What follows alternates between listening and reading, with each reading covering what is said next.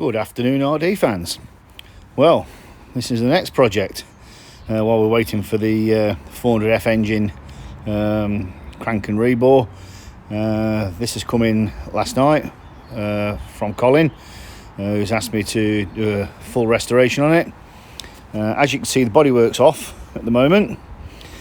That's already been done. The bike's been laid up for the best part of 20 years.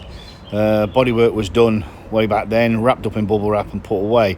I've seen the bodywork. It's absolutely fantastic. It's mint. Inside of the tank's mint. The finish, the quality of the paintwork, absolutely top class. So that doesn't need to be done, but everything else does. Mudguards are in fairly good condition. They've been well preserved. Lots of grease and oil on both the top side and the underside, which is pleasant to see. So hopefully that won't be too much of an issue there. We might get away with just a good clean up on those, but the rest of it has suffered a bit. So it'll be down to the frame,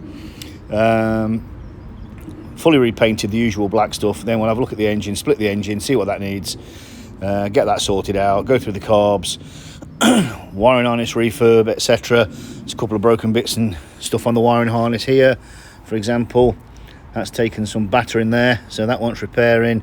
A bit nasty, should plug into there, but we'll get that sorted out. That's a self-cancelling indicator, control unit, and yeah, so we'll get onto all that. The seat cover's not too bad. We've got the strap for the seat cover and another seat cover as well. Seat base is pretty good as well.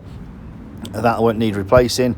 A lot of general things really, like things like rubbers and such, like a split and not holding the footrests exactly where they should be, so they look a bit cockeyed, but they're actually not. Calipers are pretty tidy, to be honest with you. I think we'll paint them anyway. There's a bit of blister in there from brake fluid around the bleed nipple. Customer wants an authentic restoration, but he's not concerned about it being a show pony. He intends to ride it, what it was built for.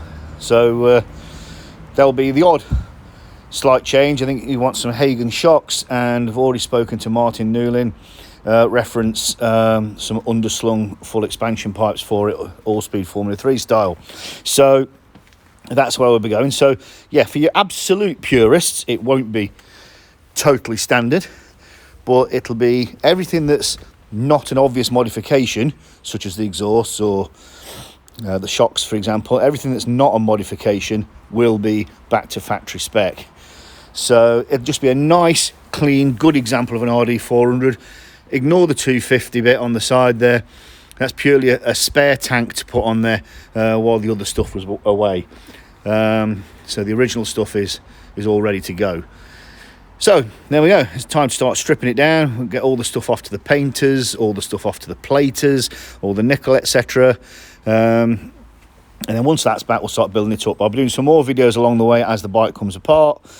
But for the time being, that's what Julian's up to next. So I'll keep you posted. Until then, keep it shiny side up.